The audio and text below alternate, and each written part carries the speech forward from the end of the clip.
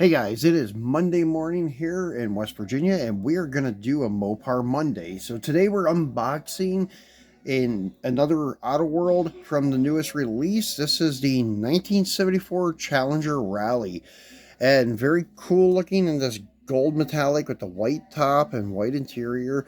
Very nice looking car. And as you can see, it's premium series, and it is release 4 version A. And then flipping him over here, you can see what was released in this lineup.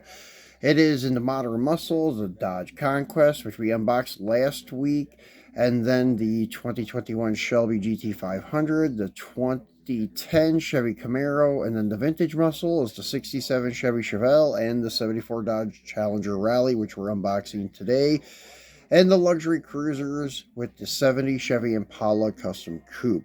All very cool castings, but since I'm a Mopar buff, I got another Mopar to put at the dealership. So let's go ahead and get this guy out the card and take a look at him. And I've already kind of separated it, as you can see. I could almost re-glue it and you would never tell.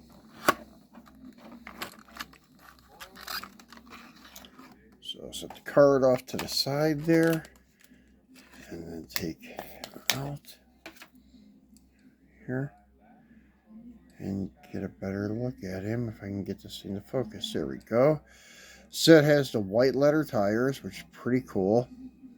The Rallye wheels, the Rallye vents on the front fender, and this gold metallic with the white top really isn't a so popular color combination, but in 74 the high impacts were starting to disappear and you started to getting these more conservative colors.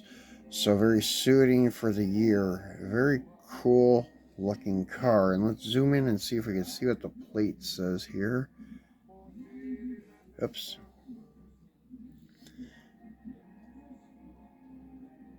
I honestly can't even tell what that says.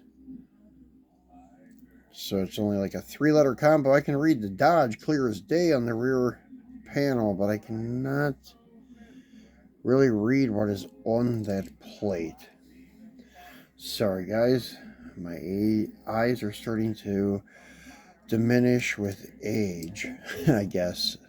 So very nice detail though at the bumperettes, bumper guards, the exhaust outlets, and cutouts in the rear valence panel. Pretty nice.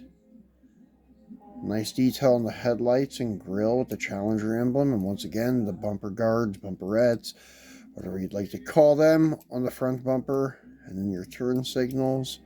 They're in the front valence panel. And always opening hood on this casting. Very nicely detailed engine. Painted the air correct blue with the orange air cleaner. Black detailed radiator. Very nice details on this casting.